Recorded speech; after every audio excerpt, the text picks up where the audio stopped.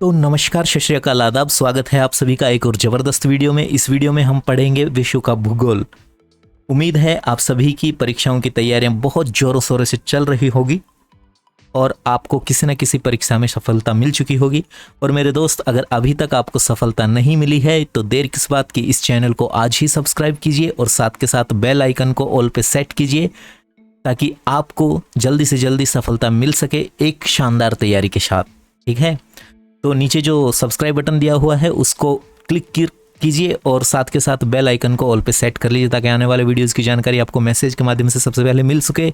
और देखिए, चलिए वीडियो की शुरुआत करते हैं। आज का जो टॉपिक है बहुत ही ज़बरदस्त है और सभी प्रतियोगी परीक्षाओं के लिहाज से बेहद ही इंपॉर्टेंट टॉपिक है ये, क्योंकि यूपीएससी लेवल तक की परीक्षा में इस विषय से, इस टॉपिक से सवाल आते हैं। आप किसी भी परीक्षा की तैयारी कर रहे हों, विश्व का भूगोल आपको बहुत सारे अच्छे सवाल देखने को मिल जाएंगे विश्व के भूगोल से परीक्षाओं में। तो चलिए वीडियो की शुरुआत करते हैं। देखिए, विश्व का भूगोल पढ़ने से पहले कुछ बेसिक नॉलेज आपको होना चाहिए विश्व के सभी महाद्वीपों के बारे में। तो मैं आपको बता दूं, विश्व में एट प्रेजेंट आज की तारीख में 7 महाद्वीप हैं और 7 महाद्वीपों में मैं आपको स्क्रीन पर शो करना चाहूँगा। इनका नाम है Asia, Africa, north America, south America, Europe, Australia और एंटार्कटिका। ठीक है, ये 7 महाद्वीप हैं। इंग्लिश में इसको कॉन्टिनेंट्स बोलते हैं। और क्षेत्रफल की दृष्टि से मैं आपको घटते हुए क्रम में, यानी कि पहले सबसे बड़ा महाद्वीप क्षेत्रफल की दृष्टि से कौन सा है वो बताऊंगा, फिर सबसे लास्ट में सबसे छोटा महाद्वीप कौन सा है वो आपको बताऊंगा क्षेत्रफल की दृष्टि से। तो देखिए, क्षेत्रफल की दृष्टि से एशिया महाद्वीप जो है, जिसमें आप रहते हैं, हमारा देश है भारत। ओके, यही महाद्वीप सबसे बड़ा है क्षेत्रफल की दृष्टि से। और इसमें जो धरती एक्चुअली 2 तरह के क्षेत्र पाए जाते हैं धरती के ऊपर।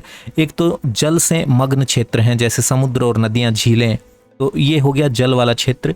और बचा हुआ क्षेत्र है जो उस पे धरातल है। ठीक है, तो अगर मैं एशिया की बात करूं तो जो धरातल वाला क्षेत्र है उसका 30% हिस्सा एशिया ने कवर किया हुआ है। दूसरा जो एशिया के बाद बड़ा कंटिनेंट है, महाद्वीप है, वो है अफ्रीका, और अफ्रीका ने 20.3% धरातल हिस्सा जो है पृथ्वी का कवर किया हुआ है। तीसरा कंटिनेंट जो सबसे बड़ा होगा वो होगा नॉर्थ अमेरिका, और नॉर्थ अमेरिका ने 16.3% धरातलीय भाग को कवर किया हुआ है पृथ्वी के। चौथा जो कंटिनेंट होगा वो साउथ अमेरिका होगा। साउथ अमेरिका ने 12% धरातलीय भाग को कवर किया हुआ है। पांचवा जो सबसे बड़ा महाद्वीप है वो है एंटार्कटिका, और एंटार्कटिका ने 8.9% धरातलीय भाग को कवर किया हुआ है।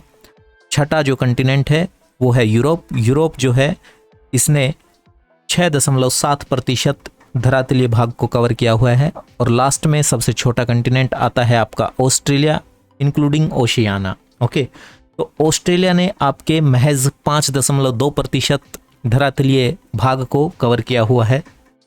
तो ये था एक बेसिक नॉलेज। क्षेत्रफल की दृष्टि से आप महाद्वीपों को समझ चुके होंगे। देखिए, सबसे बड़ा एशिया, फिर अफ्रीका, फिर नॉर्थ अमेरिका, फिर साउथ अमेरिका, फिर एंटार्कटिका, यूरोप और ऑस्ट्रेलिया। ओके, लास्ट में हम जल्दी से रिवीजन भी करेंगे इस टॉपिक का। कोशिश करूंगा वीडियो अगर ज़्यादा लंबी ना हुई तो जल्दी से रिवीजन भी करवा सकूं आपको। चलिए अब शुरुआत कर लेते हैं। देखिए, इस चैनल पे जो पीडीएफ वगैरह आती हैं उनको प्राप्त करने के लिए और इस वीडियो की पीडीएफ लेने के लिए आप हमारे टेलीग्राम ग्रुप से ज्वाइन कर लीजिए। टेलीग्राम ग्रुप का लिंक आपको इस वीडियो के डिस्क्रिप्शन में मिल जाएगा। तो सबसे पहले हम बात करेंगे अफ्रीका महाद्वीप की। ओके, अफ्रीका महाद्वीप आप सभी जानते हैं। अफ्रीका मैंने आपको शो किया है वर्ल्ड के नक्शे में। यहाँ पे ये है अफ्रीका महाद्वीप, ये वाला, और इसी की बात करेंगे सबसे पहले। तो अफ्रीका महाद्वीप में एक नदी है, नील नदी, जो कि विश्व की सबसे लंबी नदी है। क्या है भाई? विश्व की सबसे लंबी नदी। और अफ्रीका महाद्वीप में एक देश है युगांडा। कौन सा देश है? युगांडा देश है। यहाँ पे एक झील है और उस झील का नाम है विक्टोरिया लेक। विक्टोरिया झील है युगांडा में। अफ्रीका के युगांडा देश में एक विक्टोरिया नामक झील है। उसी झील से ये आपकी श्वेत नील नदी निकलती है। एक्चुअल में नील नदी जो है, इसके 2 भाग हैं, 2 अलग अलग नदियां हैं। एक है श्वेत नील और दूसरी है नीली नील, जिसको ब्लू नील भी कहा जाता है।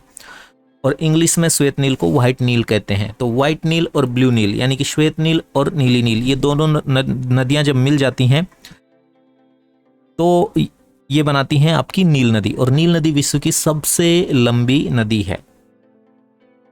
तो देखिए श्वेत नील जो है ये युगांडा से निकलती है, और युगांडा में जो झील है विक्टोरिया लेक, वहां से ये निकलती है। फिर ये दक्षिणी सूडान में जाती है, फिर उत्तरी सूडान में जाती है, फिर मिस्र में जाती है, और लास्ट में ये भूमध्य सागर यानी कि मेडिटेरियन सी में जाकर गिर जाती है। तो मैं कोशिश करूंगा मैप के जरिए आपको दिखा पाऊँ।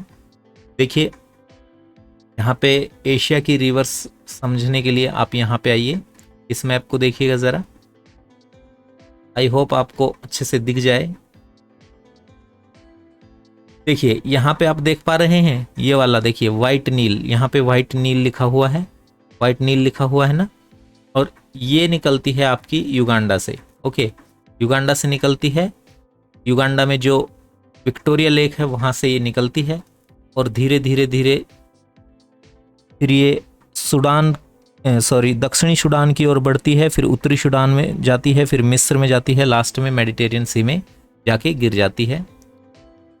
तो यहाँ पे आपको समझ आ रहा होगा, इस मैप में दिखाऊं तो मैं आपको, देखिए ये रही वाइट नाइल, ओके, और ये यहाँ पे जाके मेडिटेरियन सी में गिर जाती है। अब बात करेंगे नीली नील की, ओके, यानी कि ब्लू नील की। ब्लू नील जो है इथोपिया नामक देश से निकलती है। अफ्रीका में एक कंट्री है इथोपिया नाम का, वहाँ पे एक झील है टैना झील। ओके, ब्लू नील जो है वो टैना झील से निकलती है। टैना झील से निकलकर ये चलती है श्वेत नील से मिलने, और श्वेत नील को नीली नील कहाँ पे मिलती है, तो आप बोलेंगे सूडान की राजधानी खार्तूम। ओके, देखिए नीली नील जो है यहाँ पे, देखिए नीली नील जो है इथोपिया से निकलती है, अफ्रीका के इथोपिया देश से निकलती है, जहाँ पे एक झील है टैना नाम से, टैना झील, और उसी झील से निकलकर ये श्वेत नील से मिलने के लिए इधर बढ़ती है सूडान की राजधानी खार्तूम की तरफ, और सूडान की राजधानी खार्तूम में जाकर दोनों मिल जाती हैं। कौन कौन? श्वेत नील और नीली नील। ओके, दोनों नदियां मिलती हैं। अब नील नदी जो है विश्व की सबसे लंबी नदी है, ठीक है, और नील नदी के भी दो भाग मैंने आपको बताए, एक है श्वेत नील और एक है नीली नील। तो उसमें भी दोनों में से सबसे लंबी कौन सी है, तो श्वेत नील सबसे लंबी है। नील नदी में श्वेत नील सबसे लंबी नदी है। और विश्व की सबसे चौड़ी नदी की बात करूं तो वो है अमेज़न रिवर, इसको भी डिटेल से पढ़ेंगे आगे। नील नदी का प्रवाह क्षेत्र जो है वो Uganda, south Sudan, north Sudan, Egypt और इथोपिया में है, ठीक है। याद रखेंगे नील नदी का प्रवाह क्षेत्र कहाँ कहाँ पे है, युगांडा में। युगांडा की जो विक्टोरिया लेक है वहाँ से नील नदी निकलती है, श्वेत नील, और फिर आगे बढ़ती है साउथ सूडान की ओर, और फिर नॉर्थ सूडान की ओर, और ऐसे बढ़ते बढ़ते इथोपिया, इजिप्ट, और फिर लास्ट में मेडिटेरियन सी यानी भूमध्य सागर में गिरती है। मुख्य नील जो है वो है श्वेत नील। तो अगर मेन नील की बात की जाए तो व्हाइट नील जो है मेन नील कहलाएगी। मिस्र वाला जो क्षेत्र है ना, मिस्र वाला ये जो क्षेत्र है ये मरुस्थलीय क्षेत्र है। यहाँ पर चावल और कपास उगाया जाता है क्योंकि ये उष्णकटिबंधीय क्षेत्र में है, तो यहाँ गेहूं नहीं उगा सकते, ठीक है। नील नदी को मिस्र का वरदान भी कहते हैं। तो ये भी क्वेश्चन पूछा जा सकता है, नील नदी को कौन से कंट्री का वरदान कहा जाता है, तो आप जवाब देंगे मिस्र का। या फिर इस तरीके से पूछ सकता है कि मिस्र नील नदी को कौन से देश का वरदान कहा जा सकता है, तो आप क्या जवाब देंगे, मिस्र का। या फिर ऐसे पूछ सकता है कि मिस्र का वरदान कौन सी नदी है, तो आप क्या जवाब देंगे, नील नदी। अब देखिए नील नदी जो है इसकी एक इंपॉर्टेंट चीज है कि ये भूमध्य सागर में अपना डेल्टा बनाती है, ये भी याद रखेंगे आप। भूमध्य सागर में गिरती है तो भाई साहब डेल्टा भी वहीं बनाएगी, ठीक है। डेल्टा कैसे बनता है आपको अगर बताऊं तो नदी का जो मुहाना होता है, अब ये मुहाना क्या होता है, नदी जब सागर में गिरने वाली होती है वो उसका मुहाना होता है, ध्यान रखिएगा। नदी की शुरुआत जहाँ से होती है वो उसका उद्गम स्थल होता है। मुहाना वो नहीं होता जहाँ से शुरुआत होती है, मुहाना वो होता है जहाँ पे अंत होता है। तो नदी का जो मुहाना होता है वहाँ पे जाकर नदी ऐसे बहुत सारी अलग अलग धाराओं में बढ़ जाती है, और इन धाराओं के बीच में क्या होता है, इन धाराओं के बीच में धरातलीय भाग होता है, वही डेल्टा कहलाता है। ओके, और विश्व के सबसे बड़े डेल्टा की बात करूं तो गंगा ब्रह्मपुत्र का डेल्टा है, जो कि भारत में स्थित है, ये भी याद रखिएगा। मिस्र में नील नदी पर एक बांध बनाया गया है जिसका नाम है आसवान बांध। ओके, मिस्र जो कंट्री है वहां पर नील नदी में एक बांध बनाया गया है, आसवान बांध। अब जब आप बांध बना देते हैं, किसी भी नदी पर दीवार खींच के बांध बना देते हैं, क्या होगा, पानी रुकेगा। पानी रुकेगा तो उसके पीछे की ओर एक झील नुमा आकृति बनेगी, झील की तरह, और वो कृत्रिम झील होगी, प्राकृतिक झील नहीं होगी भाई, आर्टिफिशियल झील होगी। तो इसी बांध के पीछे, आसवान बांध के पीछे जो झील बनती है, प्राकृतिक नहीं है, ये आर्टिफिशियल है, ध्यान रखिएगा, कृत्रिम है, और ये इस झील का नाम है नासिर झील। ओके, अब आगे बढ़ते हैं। नीली नदी, सॉरी नीली नील जो है, यानी कि ब्लू नाइल जो है, ये सूडान में इस पे एक बांध बनाया गया है, और इस बांध का नाम है सेनार बांध। तो देखिए, आपसे पूछा जाए सेनार बांध कहाँ है, तो आप क्या उत्तर देंगे, सूडान में। देखिए, सै से सेनार है और सै से सूडान है, इस तरीके से आप याद रख सकते हैं, और ये नीली नील पर है, ये भी ध्यान रखिएगा आप, ठीक है। अफ्रीका की सेकंड सबसे लंबी नदी जो है वो है कांगो जायरे। कांगो जायरे नदी जो है अफ्रीका की दूसरी सबसे लंबी नदी है, और इसके बारे में पढ़ेंगे। ये नदी अफ्रीका के मध्य में है, सेंट्रल अफ्रीका में है, ठीक है। ये नदी विषुवत रेखा, ठीक है, विषुवत रेखा यानी कि इक्वेटर, भूमध्य रेखा जिसको कहते हैं, उसको 2 बार काटती है। ये काफी इंपॉर्टेंट पॉइंट है, यहां पे ध्यान दीजिएगा भाई। जो कांगो जायरे नदी है, ये नदी आपके अफ्रीका के मध्य में है, सेंट्रल अफ्रीका में है, और ये नदी जो है विषुवत रेखा, या जिसको भूमध्य रेखा कहते हैं इंग्लिश में, जिसको इक्वेटर कहते हैं, उसको 2 बार काटती है। तो ये काफी इंपॉर्टेंट पॉइंट है, याद रखने लायक चीज है यहाँ पे। अगला जो पॉइंट है, कांगो वनों में पिग्मी जनजाति मिलती है।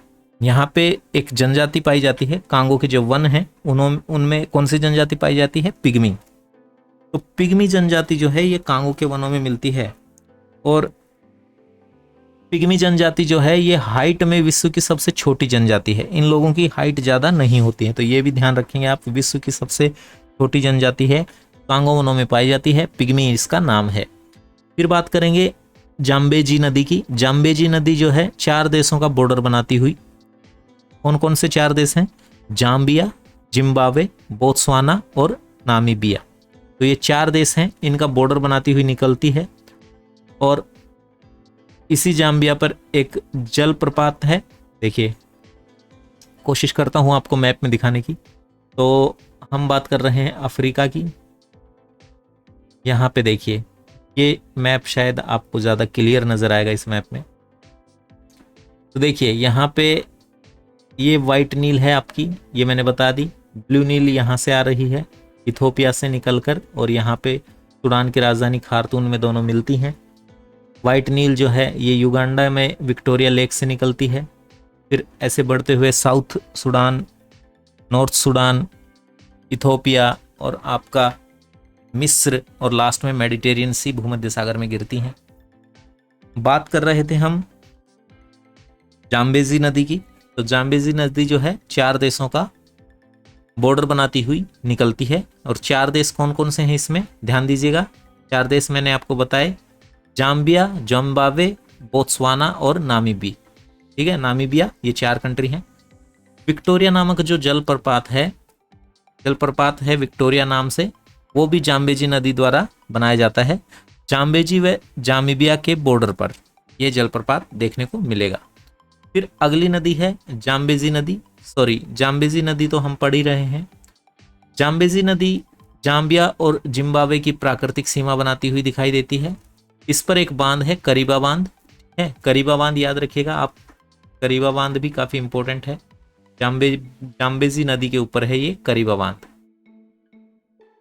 फिर बात करेंगे अगली नदी जिसका नाम है ऑरेंज नदी। ओके, ऑरेंज रिवर, ये जो है साउथ अफ्रीका में, दक्षिण अफ्रीका में और नामीबिया का बॉर्डर बनाती है। दोनों कंट्रीज का ये सीमा निर्धारण करती है। किस किस का, दक्षिण अफ्रीका और नामीबिया का। कौन सी? ऑरेंज नदी। तो ऑरेंज नदी जो है ये साउथ अफ्रीका और नामीबिया का बॉर्डर बनाती है। आगे बढ़ेंगे और आगे देखेंगे हम दूसरी नदी जो अफ्रीका में बहती है, मुख्य नदी, वो है लिम्पोपो नदी। ये नदी जो है ये मकर रेखा को 2 बार काटती है, तो ये काफी इंपॉर्टेंट है। मकर रेखा को 2 बार कट करती है, ठीक है। विषुवत रेखा को 2 बार कट कौन सी करती है? कांगो, ठीक है, कांगो जायरे। और ये जो लिम्पोपो है ये मकर रेखा को 2 बार कट करती है। राजस्थान की माही नदी जो है कर्क रेखा को 2 बार कट करती है। फिर अगली नदी है नाइजर नदी। नाइजर नदी को पाम ऑयल रिवर के नाम से भी जाना जाता है। पाम ऑयल रिवर क्यों कहते हैं इसको? क्योंकि ये जिस क्षेत्र में बहती है और इस नदी का उपयोग जो है पाम ऑयल के ट्रांसपोर्टेशन के लिए, परिवहन के लिए किया जाता है। अगली नदी पढ़ेंगे वोल्टा नदी। वोल्टा नदी जो है ये घाना और माली देश में बहती है। वोल्टा झील का निर्माण किया गया है इस नदी के ऊपर। और मैं आपको एक बार अफ्रीका का पॉलिटिकल मैप दिखाने की कोशिश करूंगा। तो अफ्रीका का पॉलिटिकल मैप देखिए,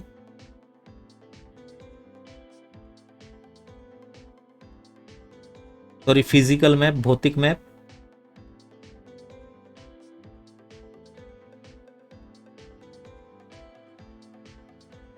देखते हैं अफ्रीका का फिजिकल मैप। तो ये रहा अफ्रीका का फिजिकल मैप आपके सामने है। देखिए यहाँ पे ये विक्टोरिया झील है, मैंने बताया था युगांडा, ओके। यहाँ से विक्टोरिया झील से ये नदी निकल रही है वाइट नील, और फिर यहाँ से आपकी ये ब्लू नील आती है, खार्तून में दोनों मिलती हैं।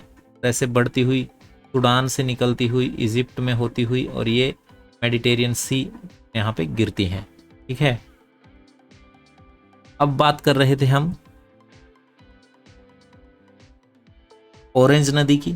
ऑरेंज नदी जो है नामीबिया तथा साउथ अफ्रीका का बॉर्डर बनाती है।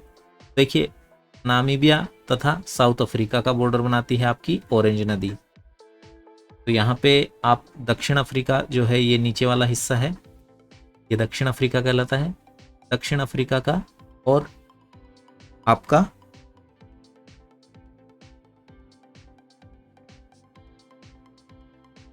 नामीबिया का बॉर्डर बनाती हुई नजर आएगी ऑरेंज नदी। अब लिम्पोपो नदी मैंने आपको बताई, फिर मैंने आपको जायरे नदी बताई, ठीक है। लिम्पोपो नदी भी यहाँ पे आपको दिखाई देगी। ये मैप काफ़ी छोटा है, यहाँ पे दिख नहीं रहा है क्लियरली, तो कोशिश करते हैं एक और मैप ढूंढने की, शायद दिख जाए किसी मैप में अच्छे से आपको, तो बेहतर होगा समझने के लिए।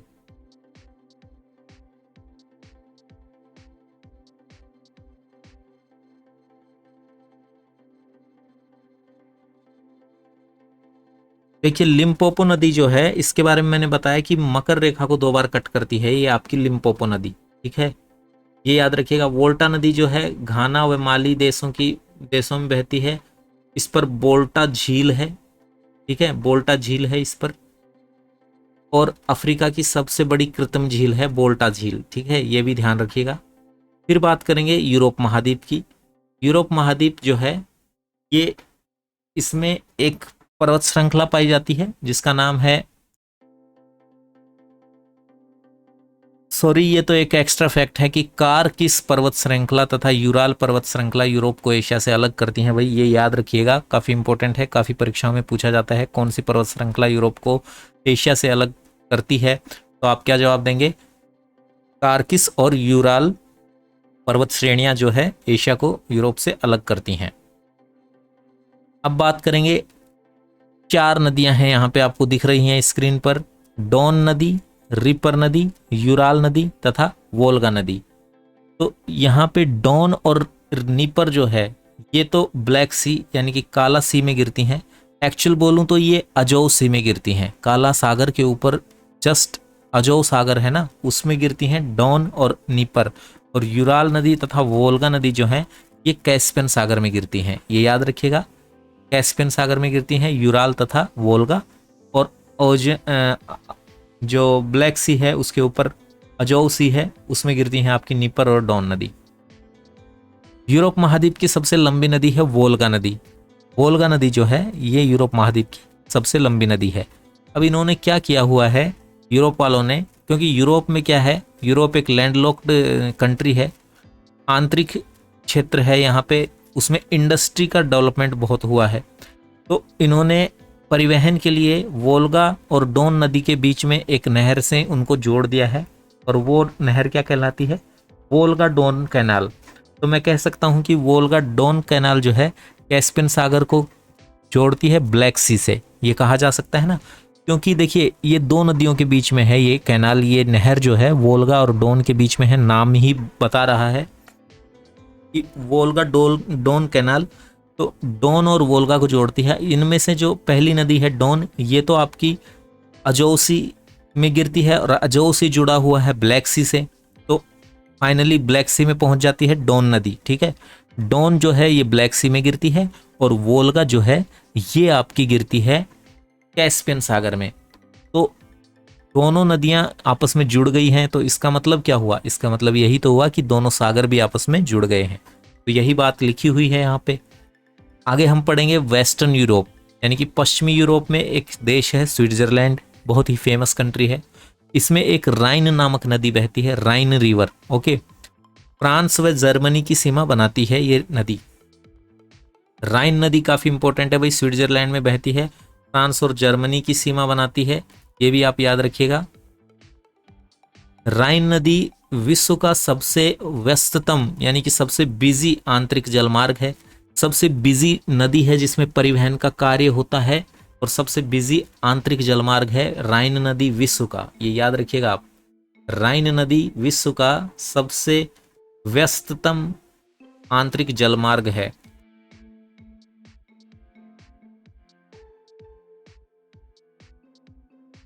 और ये जो सेंट लॉरेंस देख रहे हैं ना, आप नीचे लिख रहा है सेंट लॉरेंस, विश्व का सबसे लंबा आंतरिक जलमार्ग है। ये आगे पढ़ेंगे अभी वीडियो में, कहाँ पे आता है क्या है, ये सब विस्तार से पढ़ेंगे। जर्मनी में एक क्षेत्र है भाई, एक्चुअल में दो क्षेत्र हैं, पहला रूर और दूसरा सार।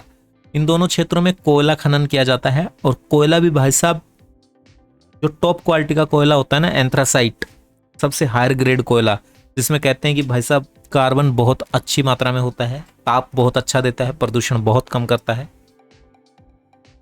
तो वो वाला कोयला एंथ्रासाइट इस क्षेत्र में मिलता है, जर्मनी में जो क्षेत्र है रूर और सार। और इसके अलावा लौह अयस्क भी यहाँ पे मिलता है रूर और सार क्षेत्र में। और भारत का रूर कहा जाता है छोटा नागपुर पठार को, क्योंकि यहाँ पे भिलई, बोकारो, टिस्को आदि कंपनियां स्थित हैं, और यहाँ पे जो है कोयला और लौह अयस्क भी अच्छी मात्रा में मिलता है। तो भारत का रूर पूछ ले तो छोटा नागपुर, और जर्मनी में स्थित है रूर और सार क्षेत्र, यहाँ पे लौह अयस्क और कोयला मिलता है।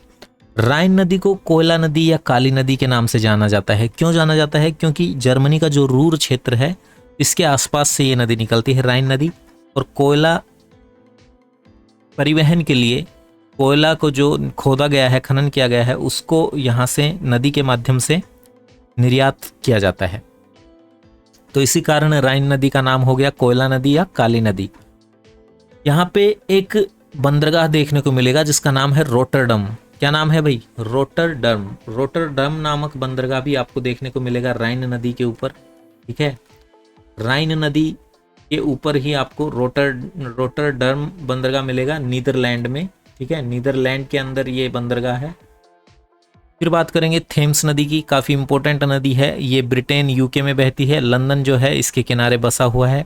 अगली नदी बताऊं तो आप देखेंगे यहाँ पे डैन्यूब नदी। डैन्यूब नदी जर्मनी में बहती है, काफ़ी इंपॉर्टेंट ये नदी है क्योंकि विश्व की सबसे ज़्यादा देशों में होकर प्रवाहित होने वाली नदी है।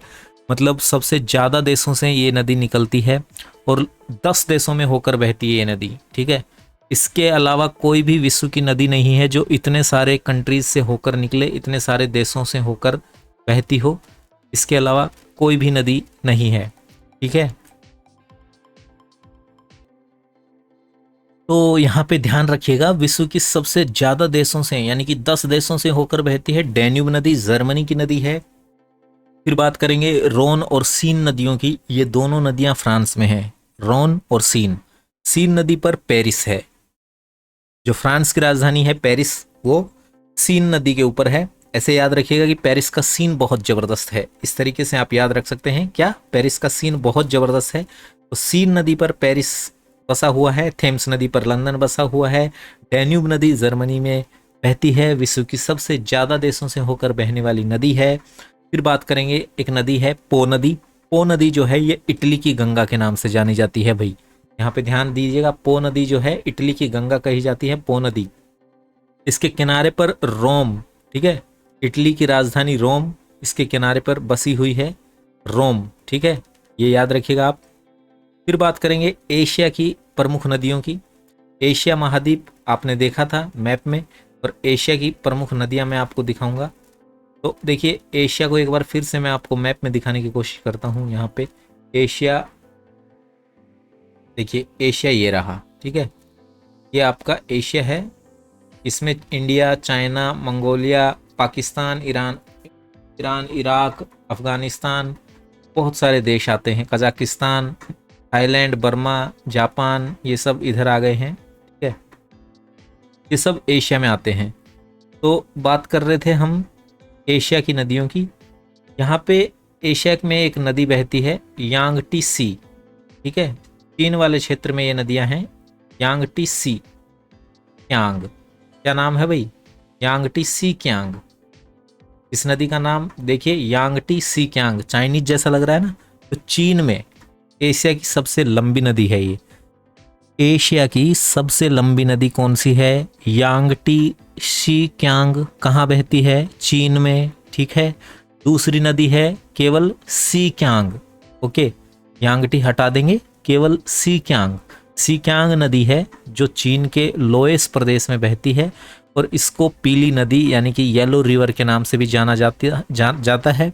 और इसको पीली नदी क्यों कहा जाता है? क्योंकि जिस क्षेत्र से ये प्रवाहित होती है, चीन के लोएस प्रदेश से, वहाँ की मृदा जो है पीली मृदा पाई जाती है। और इस नदी के पानी में, ये नदी बहुत प्रचंड रूप से, बहुत ही स्पीड में इसका पानी बहुत तेज़ी से निकलता है, और चाइना में बाढ़ भी लाती है। इसीलिए इसको चीन का शौक भी कहा जाता है। चीन का शौक है ये नदी। और इसका पानी जो है पीला कलर का हो जाता है, क्योंकि जिस क्षेत्र में प्रवाहित होती है वहाँ की जो मृदा है वो पीली कलर की है। तो आई होप आपको समझ आया होगा। आगे बढ़ते हैं, फिर अगली नदी की बात करेंगे तो बात करते हैं टिग्रिस नदी की। टिग्रिस नदी जो है ये तुर्की, ईरान और सीरिया में प्रवाहित होती है। इसको दजला व फरात कहा जाता है। कहाँ पर? इराक में। इराक में जब ये नदी जाती है, ठीक है, जब ये बहकर इराक में चली जाती है तो इसे दजला व फरात कहा जाता है। इसके किनारे पर बगदाद शहर स्थित है। देखिए काफ़ी इंपॉर्टेंट नदी है। इसके किनारे पर कौन सा देश है, कौन सा शहर है? बगदाद, ओके, याद रखिएगा।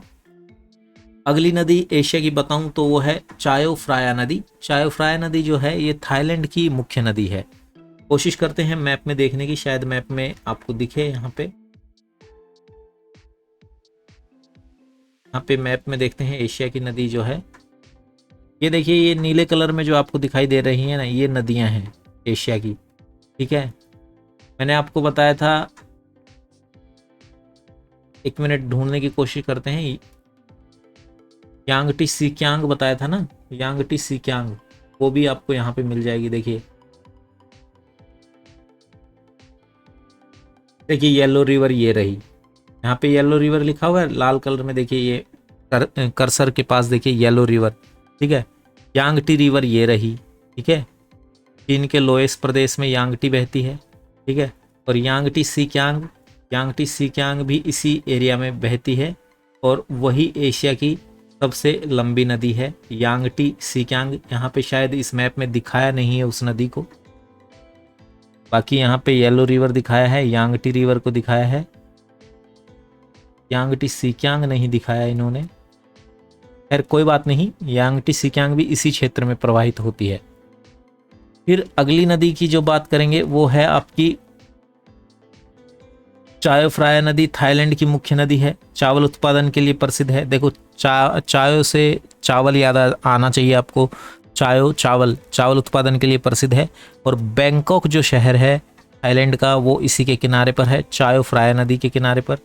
तो देखिए थाईलैंड के पास चलते हैं, और ये रहा थाईलैंड, और यहाँ पे आपको देखने को मिलनी चाहिए, इस मैप में शो नहीं करी है, सभी नदियाँ मैप में शो नहीं कर रखी हैं भाई, कुछ कुछ बड़ी बड़ी नदियों के नाम ही लिखे हुए हैं इन्होंने। खैर कोई बात नहीं, यहाँ पे देखिए ये थाईलैंड है ना, इसी की ये मेन नदी है जो मैं बता रहा हूँ आपको, चायो फ्राया नदी। ठीक है, आगे बढ़ते हैं और आगे की नदी देखते हैं कौन सी नदी है। आगे जो नदी है वो है आपका, देखिए ईरान में एक बंदरगाह है भाई, इसका नाम है चाबहार बंदरगाह, और भारत का और ईरान का संयुक्त रूप से डेवलप्ड प्रोजेक्ट है ये। ईरान, याद रखिएगा, ईरान ईरान ईरान के अंदर है, इराक में नहीं है। कहाँ पे है? ईरान में। ईरान में है चाबहार बंदरगाह। फिर बात करेंगे जॉर्डन नदी की। जॉर्डन नदी जो है इजराइल और जॉर्डन में बहती है, मृत सागर में गिरती है, ओके, डेड सी में गिरती है। डेड सी वो सागर है जो कि धरती पर विश्व में सबसे ज़्यादा लवणता रखता है, डेड सी। ओके, फिर अगली नदी है इरावती नदी, ये म्यांमार यानी कि बर्मा में प्रवाहित होती है, अंडमान सागर में जल गिराती है। देखिए इरावती नदी इस मैप में आपको दिखने को मिल सकती है, यहाँ पे बर्मा में है इरावती नदी। इरावती को भी इन्होंने शो नहीं किया है शायद मैप में। ये देखिए ये बर्मा है ना, यहाँ पे इसी कंट्री में बहती है आपकी इरावती नदी। ठीक है, तो इरावती नदी बर्मा में है और इसका जल जो है अंडमान सागर में गिरता है। फिर बात करेंगे मेकांग नदी की। मेकांग नदी तिब्बत के पठार से निकलती है तथा चीन, थाईलैंड, लाओस, कंबोडिया, वियतनाम में प्रवाहित होती है। मेकांग जो नदी है ये आपकी तिब्बत के पठार से निकलेगी और कहाँ कहाँ से बहेगी? ये बहेगी आपके चाइना में, थाईलैंड में, लाओस में, कंबोडिया में और वियतनाम में।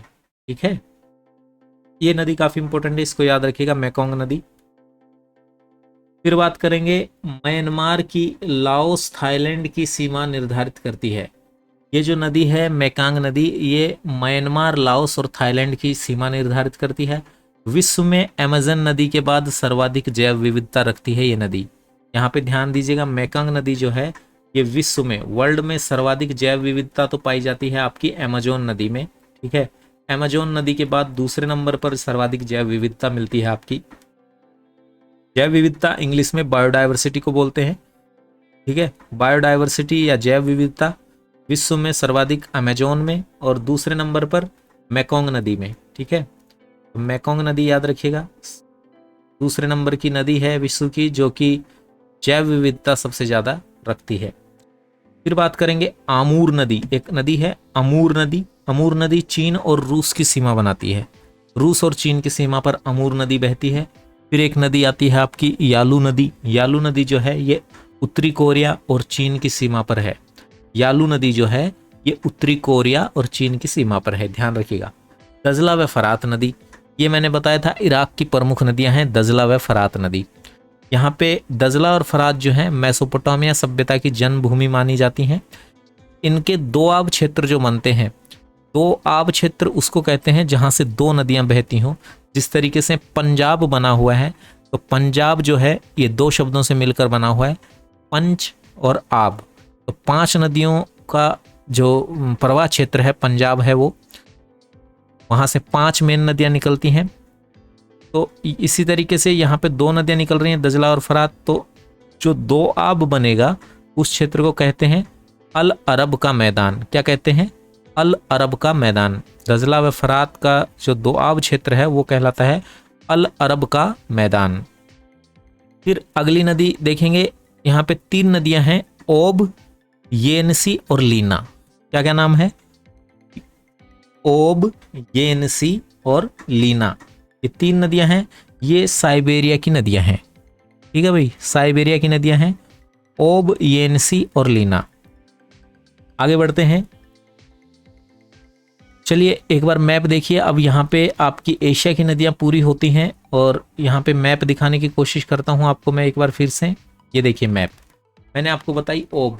देखिए यहाँ पे ओब नदी दिख रही है आपको, हाउस पे देखिए, यहाँ पे देखिए लाल कलर से ओ भी लिखा हुआ है, ओब। ठीक है, ओब नदी। फिर येलो रिवर हमने पढ़ी, यांगटी नदी हमने पढ़ी, मैकोंग रिवर पड़ी, विश्व की सेकंड नंबर जैव विविधता इसी नदी में पाई जाती है। ठीक है, और इसके अलावा थोड़ा सा जूम आउट करना पड़ेगा। देखिए लीना नदी यहाँ पे ऊपर दिख रही है, लीना नदी। आमूर मैंने बताया था चीन और रसिया की सीमा बनाती है, ये देखिए अमूर नदी यहाँ पे, अमूर। ठीक है, और फिर बात करेंगे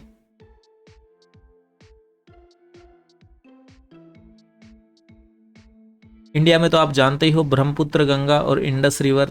ठीक है, दिखा रखी है इन्होंने। इसके अलावा और भी नदियां हैं हिंदुस्तान में, लेकिन वो इन्होंने दिखाई नहीं है। चलिए अब आगे बढ़ते हैं और अगली नदी देखते हैं। अगला जो महाद्वीप पढ़ेंगे वो है आपका दक्षिणी अमेरिका।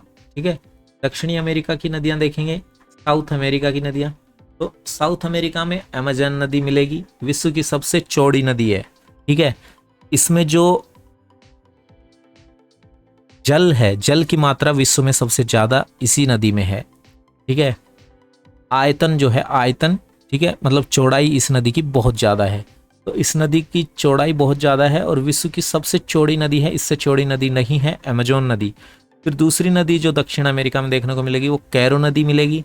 कैरो नदी वेनेजुएला में विश्व का सबसे ऊंचा जल प्रपात बनाती है और इसका नाम है वेनेजुएला का एंजल जल प्रपात। ओके, एंजल जल प्रपात। और अमेजोन नदी पर अमेजोन फॉरेस्ट पाए जाते हैं, अमेजोन के वन पाए जाते हैं, जिनमें की मैक्सिमम बायोडाइवर्सिटी पाई जाती है विश्व की सबसे ज़्यादा बायोडाइवर्सिटी पाई जाती है आपकी अमेजोन वनों में। और नदी की बात करें तो अमेजोन नदी में विश्व की सबसे ज़्यादा बायोडाइवर्सिटी पाई जाती है, अमेजोन नदी में, और दूसरे नंबर पर मैकोंग नदी में। लेकिन वनों की बात करें तो अमेजोन वनों में विश्व की सबसे ज़्यादा जैव विविधता पाई जाती है। अमेजोन रिवर जो है वो दूसरी सबसे बड़ी नदी है। ठीक है, नील नदी के बाद विश्व की दूसरी सबसे लंबी नदी है आपकी अमेजोन नदी।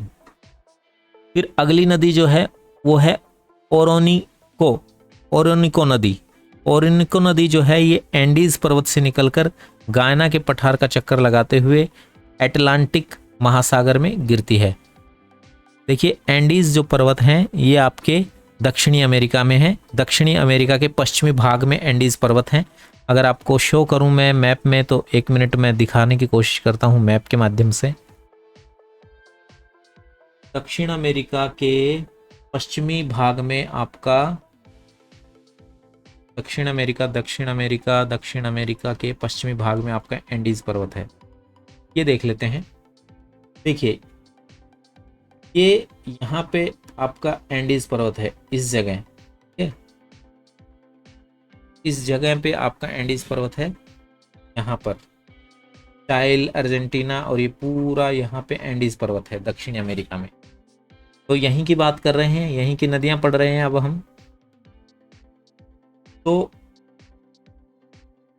ओरोनिको जो नदी है ये एंडीज पर्वत से निकलती है, गायना के पठार का चक्कर लगाते हुए अटलांटिक महासागर में अपना जल गिराती है। फिर दूसरी नदी आती है पराना पराग्वे नदी, और ये ब्राजील के मध्यवर्ती पठारी भाग से निकलती है। और अगली नदी देखेंगे, अगली नदी है आपकी ऑस्ट्रेलिया के बारे में पढ़ेंगे अब। ऑस्ट्रेलिया की प्रमुख नदियां, ऑस्ट्रेलिया में एक नदी है मरे डार्लिंग। ठीक है, मरे डार्लिंग नदी जो है ऑस्ट्रेलिया की नदी है। यहाँ पे ग्रेट डिवाइडिंग रेंज जो पर्वत श्रेणी है वहाँ से उद्गम होता है इस नदी का। यह ऑस्ट्रेलिया की सबसे लंबी नदी है। इसकी प्रमुख सहायक नदी डार्लिंग नदी है। मरे नदी की सहायक नदी कौन सी है? Darling river. ओके, इन नदियों द्वारा बनाए गए मैदान को रवेरीना कहते हैं। ये जो मरे और डार्लिंग नदियां हैं इनके द्वारा जो मैदान बनाया गया है ऑस्ट्रेलिया में उसको क्या कहेंगे? रवेरीना। ये मैदान गेहूं उत्पादन के लिए प्रसिद्ध है, ये भी ध्यान रखिएगा। फिर ऑस्ट्रेलिया की जो दूसरी नदी आती है उसका नाम है पीटर जॉय। क्या नाम है भाई? Peter Joy. ऑस्ट्रेलिया के पश्चिम से निकलती है, मकर रेखा को 2 बार काटती हुई। ठीक है, मकर रेखा को 2 बार काटती है पीटर जॉय नदी। एक और नदी बताई थी जो मकर रेखा को 2 बार काटती है, याद है शुरुआत में? चलिए मैं रिवीजन कराऊंगा तब देख लेंगे। फिलहाल याद रखिए फिटरजॉय नदी ऑस्ट्रेलिया में है, मकर रेखा को 2 बार काटती है। अगली जो नदी है वो है वकोटा नदी, ऑस्ट्रेलिया की बात कर रहे हैं। तो ये न्यूजीलैंड के दक्षिणी एल्प्स पर्वतमाला से निकलने वाली ये नदी न्यूजीलैंड की सबसे लंबी नदी है और ऑस्ट्रेलिया महाद्वीप की दूसरी सबसे लंबी नदी है। क्षेत्रफल के हिसाब से मैंने विश्व के महाद्वीप आपको बताए थे। सबसे पहले आता है एशिया, फिर आता है अफ्रीका, फिर नॉर्थ अमेरिका, फिर साउथ अमेरिका, फिर एंटार्क्टिका, फिर यूरोप, फिर ऑस्ट्रेलिया। ये भी याद रखिएगा आप। अब बात करेंगे अमेरिका महाद्वीप यानी कि उत्तरी अमेरिका की। उत्तरी अमेरिका की प्रमुख नदियां हैं कोलोरेडो नदी। कोलोरेडो नदी, यह नदी रॉकीज पर्वतमाला से निकलती है। रॉकीज पर्वतमाला जो है उत्तरी अमेरिका के पश्चिमी भाग में है, रॉकीज पर्वतमाला, ठीक है। एंडीज जो पर्वतमाला है दक्षिणी अमेरिका के पश्चिमी भाग में है। एंडीज विश्व का सबसे लंबी पर्वतमाला है। विश्व की सबसे लंबी पर्वतमाला कौन सी है? एंडीज, दक्षिण अमेरिका में पाई जाती है पश्चिमी भाग में। और एंडीज पर्वत विश्व का एकमात्र पर्वत है जो पृथ्वी के दोनों गोलार्ध यानी कि उत्तरी गोलार्ध और दक्षिणी गोलार्ध में फैला हुआ है, ठीक है। भूमध्य से रेखा को, इक्वेटर को कट करता हुआ वो उत्तरी गोलार्ध में भी है एंडीज पर्वत और दक्षिणी गोलार्ध में भी है। तो ये तो पर्वतों का जिक्र चल गया। पर्वत हम पढ़ेंगे आगे, इसी वीडियो में आगे पर्वत पढ़ेंगे हम। फिलहाल कोलोरेडो नदी याद रखिएगा। कोलोरेडो नदी जो है ये उत्तरी अमेरिका के रॉकीज पर्वतमाला से निकलती हुई कोलोरेडो पठार में प्रवाहित होते हुए ग्रैंड कैनियन का निर्माण करती है। ग्रैंड कैनियन यही नदी बनाती है जो काफ़ी फेमस है। इस नदी पर मीड झील स्थित है। मीड झील स्थित है इस नदी पर। यह नदी कैलिफोर्निया की खाड़ी में अपना जल मिलाती है। इस नदी पर 2 बांध बनाए गए हैं, पहला हूबर और दूसरा बोल्डर बांध कोलोराडो नदी पर। यह नदी कैलिफोर्निया की खाड़ी में जवार नदमुख बनाती है। जवार नदमुख को इंग्लिश में एस्चुरीज कहते हैं। याद रखिएगा कोलोराडो नदी जो है उत्तरी अमेरिका की, ये जो है डेल्टा नहीं बनाती है, ये जवार नदमुख बनाती है। क्या बनाती है? एस्चुरीज। देखिए वीडियो को समझने में थोड़ा सा प्रॉब्लम हो सकता है आपको, क्योंकि अगर आपको भूगोल पहले से थोड़ा सा क्लियर नहीं है तो दिक्कत आएगी। तो उसके लिए क्या करें, आप इस वीडियो को 2-3 बार वॉच कीजिए। ओके, आराम से बैठिए, तसल्ली से टाइम निकाल के, और नॉर्मल स्पीड पे इस वीडियो को 2 से 3 बार देख लीजिए, आपको काफ़ी चीज़ें क्लियर हो जाएंगी, ठीक है। इस नदी पर, कोलोराडो नदी पर 2 बांध बने हुए हैं, हूबर और बोल्डर मैंने बताया। इस नदी पर कैलिफोर्निया की खाड़ी में जाकर ज्वार नदमुख भी बनता है। कोलोराडो नदी पर दूसरी जो मुख्य नदी है उत्तरी अमेरिका की, वो है रियो ग्रैंड नदी। क्या है भाई? रियो ग्रैंड नदी। यह अमेरिका व मैक्सिको की सीमा निर्धारण करती है। 2 देशों की सीमा बनाती हुई रियो ग्रैंड नदी आपको दिखाई देगी, मैक्सिको तथा अमेरिका। ओके, मैक्सिको की खाड़ी में इसके द्वारा सैंडी डेल्टा बनाया जाता है, और मैक्सिको की जो खाड़ी है वहां पे ये सैंडी डेल्टा बनाती है आपकी ये नदी, इसका नाम है रियो ग्रैंड नदी। ओके, तो आई होप यहां तक कोई दिक्कत नहीं है, आई होप सो। अब आगे बढ़ते हैं और आगे देखते हैं। अगली नदी आती है उत्तरी अमेरिका की, उसका नाम है कोलंबिया नदी। रॉकीज पर्वत से निकलती हुई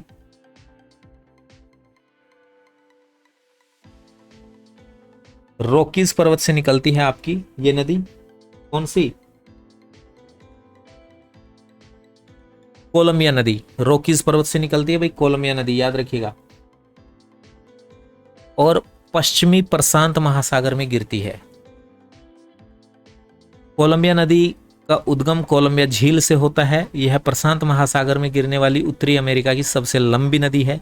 उत्तरी अमेरिका की सबसे लंबी नदी जो प्रशांत महासागर में गिरती है वो है आपकी कौन सी नदी? कोलंबिया नदी। इस पर ग्रैंड कुली तथा बोर्नविले बांध स्थित हैं। 2 बांध हैं इस नदी पर, ग्रैंड कुली तथा बोर्नविले। फिर स्नेक नाम की नदी जो है, स्नेक रिवर जो है, इसकी सहायक नदी है। अब बात करेंगे कि वाशिंगटन डीसी जो अमेरिका की राजधानी है, ये शहर जो है ये एक नदी पर स्थित है जिसका नाम है पोटोमेक नदी। तो ये काफ़ी इंपॉर्टेंट पॉइंट है यहाँ पे याद रखने लायक कि अमेरिका की जो राजधानी है वाशिंगटन डीसी कौन सी नदी के किनारे बसा हुआ है। तो क्या जवाब देंगे आप? पोटोमेक नदी के किनारे पर, ठीक है। पॉइंट नंबर 4 यहाँ पे नोट कीजिएगा, पोटोमेक नदी के किनारे पर वाशिंगटन डीसी स्थित है। अब बात करेंगे सेंट लॉरेंस की, जो मैंने आपको बताया था विश्व का सबसे लंबा आंतरिक जलमार्ग और यही है वो Saint Lawrence. Okay, Saint Lawrence नदी जो है ये कनाडा और यूएसए की सीमा बनाती है। ठीक है, कनाडा और अमेरिका की सीमा बनाती है।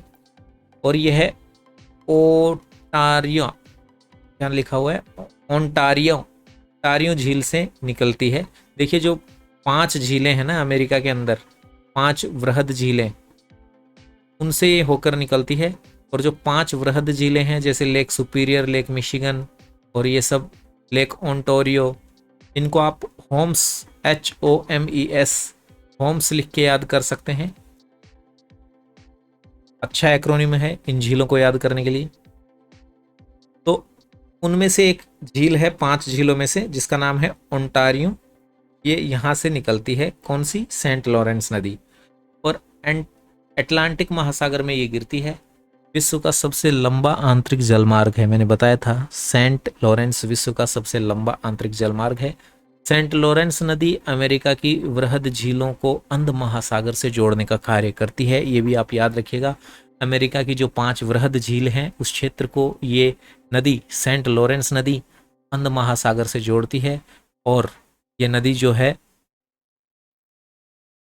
विश्व का सबसे लंबा आंतरिक जलमार्ग भी है। अगली नदी जो इंपॉर्टेंट है वो है मिसिसिपी नदी, बेहद इंपॉर्टेंट नदी है।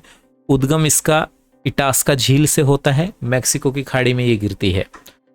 उससे अगली नदी है मिसौरी नदी। मिसौरी नदी जो है मिसिसिपी नदी की सहायक नदी है जो सेंट लुइस के पास इसमें मिलती है। मिसौरी नदी मिसिसिपी की सहायक नदी है और मिसिसिपी में ये कहाँ जाकर मिलती है, सेंट लुइस के पास। ओके, उत्तरी अमेरिका की सबसे लंबी नदी है ये आपकी मिसिसिपी, मिसौरी नदी जो है उत्तरी अमेरिका की सबसे लंबी नदी है।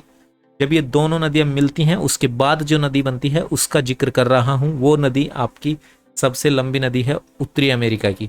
विश्व की तीसरी सबसे लंबी नदी है और किसी भी एक देश में प्रवाहित होने वाली सबसे लंबी नदी है आपकी मिसिसिपी नदी। तो याद रखिएगा, किसी भी केवल एक देश में प्रवाहित होने वाली सबसे लंबी नदी जो है वो है मिसिसिपी नदी। फिर बात करेंगे मैकेंजी नदी की। मैकेंजी नदी जो है कनाडा में प्रवाहित होती है। कुछ भूगोल के बेसिक्स आप यहाँ पे समझाऊंगा आपको। विषुवत रेखा जो है इसको इंग्लिश में इक्वेटर बोलते हैं, भूमध्य रेखा भी बोलते हैं इसको। फिर कर्क रेखा जो होती है वो भूमध्य रेखा के उत्तर की तरफ यानी कि उत्तरी गोलार्ध में 23.5 डिग्री पर होती है। इसको इंग्लिश में ट्रॉपिक ऑफ कैंसर बोलते हैं। मकर रेखा को अंग्रेजी में ट्रॉपिक ऑफ कैप्रिकॉर्न बोलते हैं और ये भूमध्य रेखा के दक्षिण की तरफ यानी कि दक्षिणी गोलार्ध में 23.5 डिग्री पर होती है। फिर उष्णकटिबंधीय क्षेत्र जो होते हैं उनको अंग्रेजी में ट्रॉपिक्स बोलते हैं।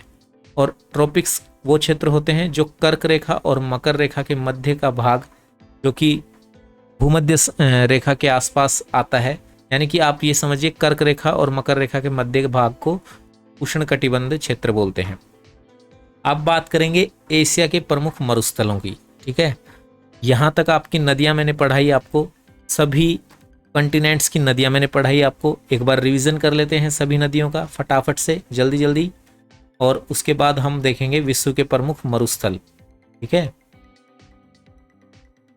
तो चलिए एक बार रिवीजन कर लेते हैं।